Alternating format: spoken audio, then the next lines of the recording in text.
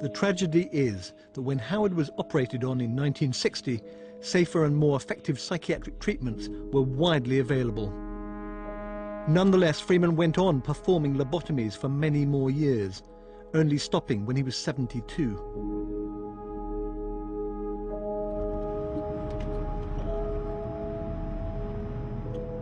Freeman died not long after he did his last operation. But the idea of using surgery to control behavior was now so seductive that far from dying with him, it gained momentum.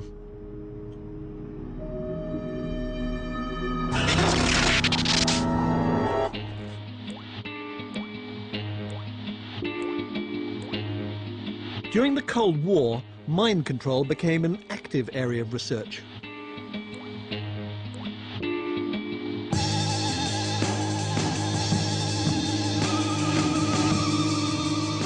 Brainwashing proved to be a blunt tool, but brain surgery offered a more focused result.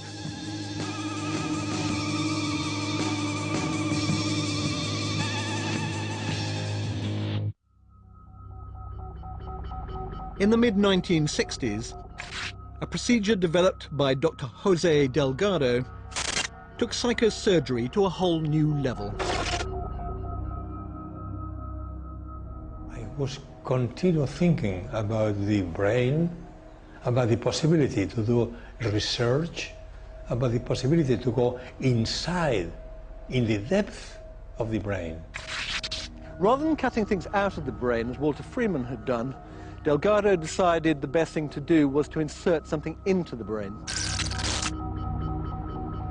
At Yale, Delgado became fascinated by the idea that electrodes implanted in animals' brains could control aggressive behavior. In the summer of 1964, to perform a truly audacious stunt, he chose not a rat nor a mouse, but a bull. The owner, he said, well, you can do that with cats and monkeys. You cannot do that with bulls, can you? Well, I don't know. Let's try. Would you allow me to place electrodes in one of your brave bulls? Sure, do that, no problem. But you will not be able to pacify him. I don't know, maybe not. Let's try. Dr. Delgado really did intend to stop an animal specially bred to be aggressive in its tracks. This footage shows Dr. Delgado in action. We anesthetized the animal. There we implanted electrodes in the head. Well, next day, the bull was normal. Then the bull was just going around, charging against anybody who could be in the bull ring. It's not completely normal. Then I thought, well, I know a little about bullfighting, so I'm going to test this by myself. Delgado leapt into the ring with an extremely dangerous animal, armed with nothing but a remote control. He was betting his life that this would work. The animal was a few feet away.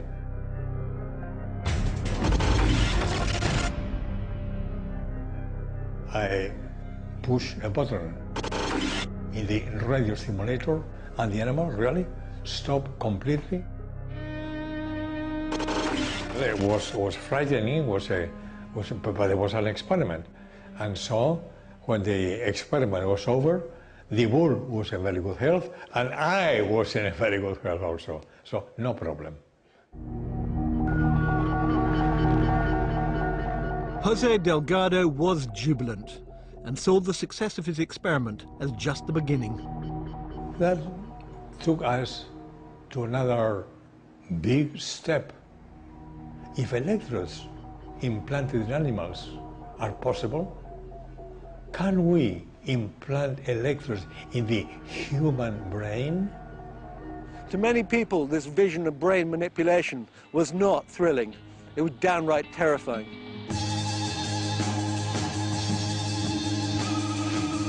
It presented a nightmarish future where anyone who threatened the state could be controlled. Far-fetched? Well, in 1970, researchers from Harvard Medical School suggested using psychosurgery on black rioters, while others suggested putting implants into gay men to turn them straight. Ethical approval proved impossible. Funding for brain implant research fizzled out. But the story of implants wasn't over. Some of the things they talked about doing were utterly horrific.